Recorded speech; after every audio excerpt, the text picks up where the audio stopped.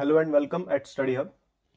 आज हम लोग 6th क्लास ज्योग्राफी चैप्टर 2 का एक्सरसाइज सॉल्यूशन करेंगे। सो स्टार्ट करते हैं। Question first, part 1। What is the true shape of the earth? Earth का ट्रू शेप क्या है? इस पिक्चर्स में आपको दिख रहा होगा कि अर्थ का जो शेप है एग्जैक्ट सर्कल नहीं है, ठीक है, स्फेरोइड है, स्फेयर नहीं है exactly. So planet earth is not an exact sphere, exact sphere नहीं है, इट इज स्लाइटली फ्लैटेंड, यानी कि जो पोल्स हैं हमारे slightly flattened at north and south pole and bulge in the middle. ये जो पोल्स हैं, जैसे कि ये हमारा नॉर्थ पोल है और ये है साउथ पोल और ये मिडिल है इसका, तो नॉर्थ एंड साउथ पोल पे फ्लैट हो गई है, जैसे किसी ने प्रेस कर दिया होगा। प्रेस करने की वजह से क्या है, जो हमारा मिडिल है, जैसे कि ये यहाँ पे इसमें बल्ज है, यानी कि उभरा हुआ पार्ट है यहाँ पे, ठीक है। तो अगर आपको अपना आंसर लिखना है तो क्या लिखेंगे आप?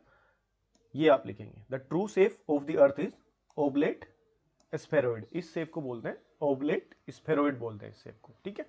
एग्जैक्ट स्फेयर नहीं है, तो आपने आंसर में क्या लिखना है? The true shape of the earth is an oblate spheroid. 2, what is globe? अब ग्लोब क्या है? ये ग्लोब का पिक्चर है, ठीक है।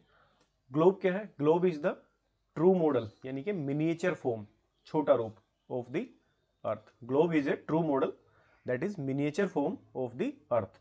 अर्थ का ट्रू मॉडल है, यानी कि हमारी अर्थ को एग्जैक्टली छोटा करके आपको दिखाया गया है। अब ग्लोब में क्या स्पेशलिटीज हैं ग्लोब की? इसमें क्या, एक needle is fixed through the globe in the tilted manner. क्योंकि अर्थ टिल्टेड मैनर में क्यों फिक्स किया गया है? बिकॉज हमारी अर्थ अपनी एक्सिस पे टिल्टेड है, which is called its axis. जैसे कि ये नीडल फिक्स कर दिया गया है टिल्टेड मैनर में, और एक ये 2, और जो 2 पॉइंट बनते हैं, 2 point through which the needle pass are 2 poles, north and south pole. So this will be north pole और ये होगा south pole. What is the latitudinal value of tropic of Cancer? अब चैप्टर में हमने discuss किया था कि जो इक्वेटर को रेफरेंस मान के जो लाइंस ड्रॉ करते हैं पोल्स तक, पैरेलल लाइंस, उनको हम क्या बोलते हैं? लैटिट्यूड्स बोलते हैं। अब कुछ इंपोर्टेंट लैटिट्यूड्स हैं जिनके नाम आपको चैप्टर में बताए गए हैं, जिनके नाम आपको याद रखने हैं। उनमें से क्या है? एक तो इक्वेटर है, उसके नॉर्थ में अगर चलेंगे तो ट्रॉपिक ऑफ कैंसर है, then Arctic circle, then north pole. South में tropic of Capricorn, Antarctic and south pole. तो ये इसने यहाँ पे क्या पूछा है? लैटिट्यूडिनल वैल्यू, ये जो होती है, जो एंगल्स जो होता है, एंगुलर जो वैल्यू होती है, उसको क्या बोलते हैं? लैटिट्यूडिनल वैल्यू बोलते हैं ऑफ ट्रॉपिक ऑफ कैंसर। तो ये क्या है? ये है हमारा ट्रॉपिक ऑफ कैंसर। तो इसकी वैल्यू क्या होगी? इसकी वैल्यू ये लिखी हुई है यहाँ पे, तो ये होगी इसकी latitudinal value. Tropic of Cancer 23.5 degree N, N denote करता है नॉर्थ ऑफ द इक्वेटर, यानी कि इक्वेटर के नॉर्थ साइड में, इधर इस साइड में ये है, ये डिनोट करेगा इधर। एस अगर है तो एस साउथ को डिनोट करेगा। तो tropic of Cancer latitudinal value क्या होगी? 23.5 डिग्री नॉर्थ, यानी कि north of the equator. Next question, what are the 3 heat zone of the अर्थ?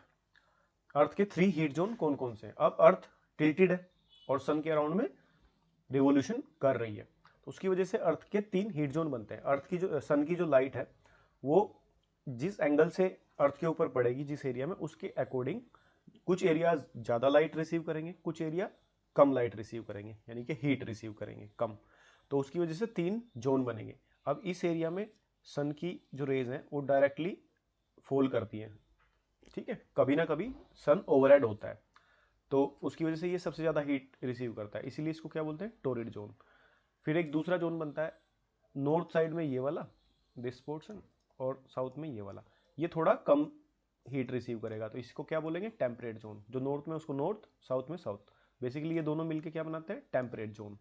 और ये आर्कटिक सर्कल के नॉर्थ पोल साइड में जो एरिया है, यानी कि ये वाला एरिया, इसको बोलते हैं फ्रिजिड जोन, यानी कि ये हमेशा आइस फॉर्म रहेगा यहाँ पे, क्योंकि अर्थ की जो लाइट है साल में कभी भी ओवरहेड होती नहीं है और लाइट बहुत ही इंक्लाइंड होती है, तो इस वजह से ठंडी रहती है वहां पे हमेशा ही। तो 3 जोन कौन कौन से हो गए हमारे?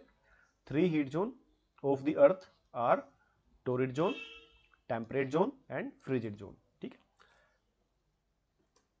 What are parallel of latitudes and meridians of longitudes? यानी कि लैटिट्यूड और लॉन्जिट्यूड्स की जो डेफिनेशन है वो आपसे पूछी गई है।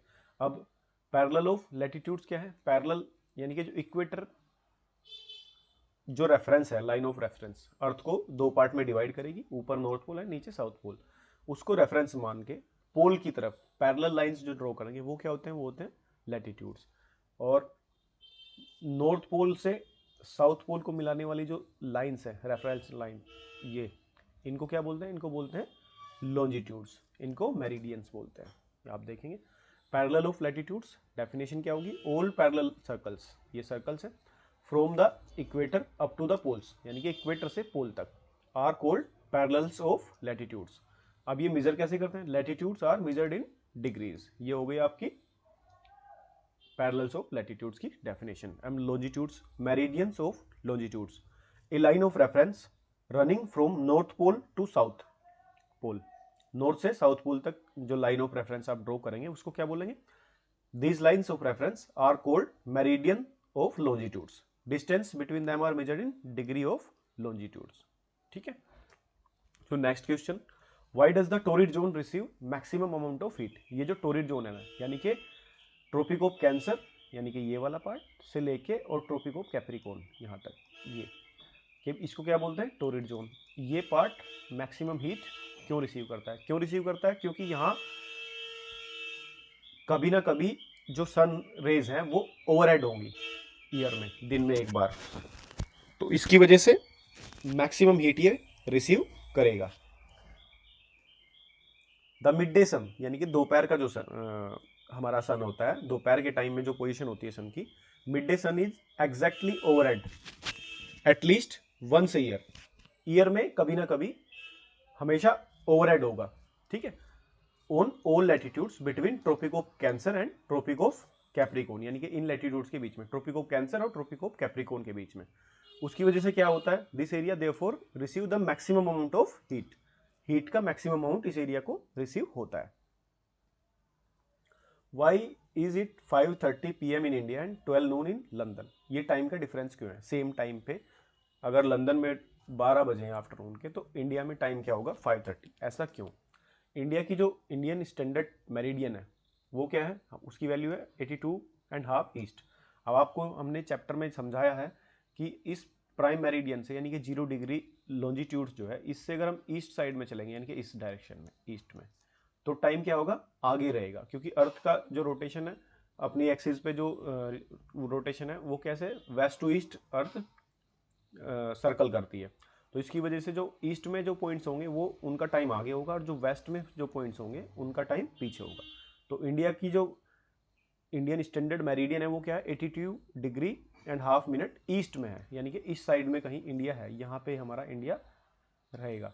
तो 82 डिग्री ईस्ट है, तो इसलिए Indian IST is 5 hours 30 minutes ahead of GMT, यानी कि GMT इसको बोलते हैं, ग्रीनविच मेरिडियन टाइम, इससे 5 hours 30 minutes आगे रहेगा। That is why when it is 12 noon in London, तो it is 5:30 PM in India.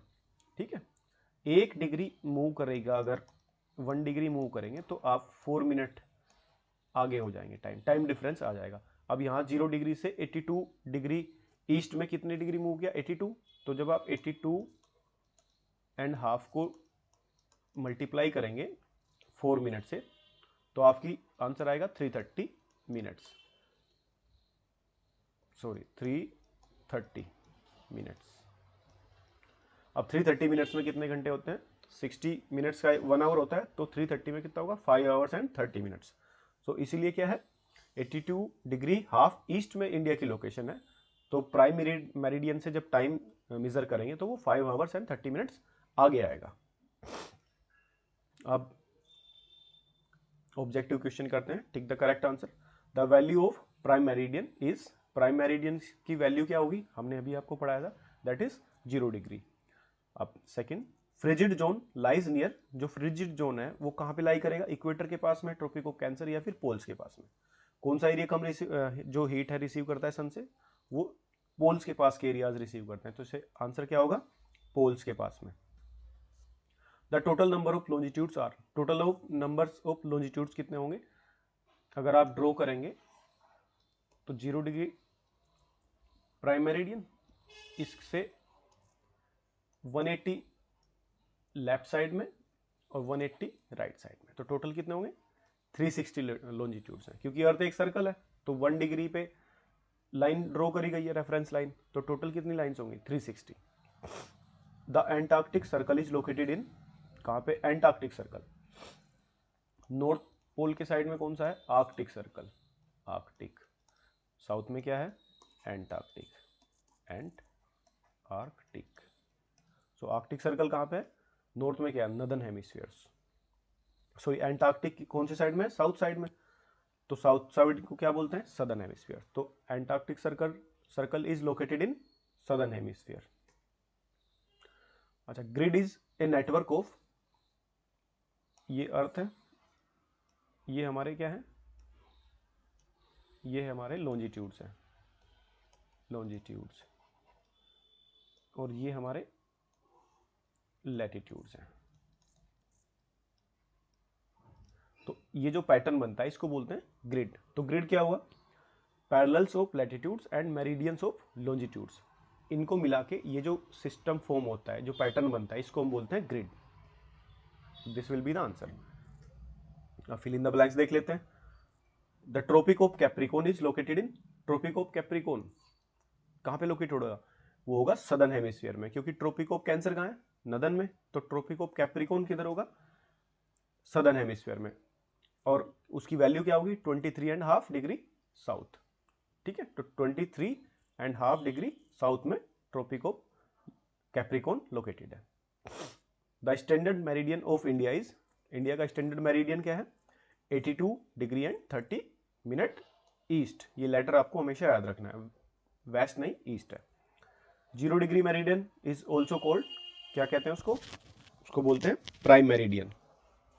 The distance between longitudes decrease towards, जो लॉन्जिट्यूड्स है उनके बीच की जो डिस्टेंस है वो पोल की साइड में कम होती है, जैसे कि ये है, अब ये सारे पोल्स पे मिलते हैं जाके, तो इसलिए इनकी डिस्टेंस पोल की साइड में, यानी कि यहाँ पे मैक्सिमम होगी, ये जो डिस्टेंस है इनके बीच की इक्वेटर पे मैक्सिमम होती है, और पोल की साइड में जैसे जाते हैं इस साइड में, तो ये डिस्टेंस क्या होती है, डिक्रीज होती है। तो Arctic circle is located in the, Arctic circle कहाँ लोकेटेड है, नदर्न हेमिस्फीयर में। So thank you for watching. If you like the video then like, share and subscribe.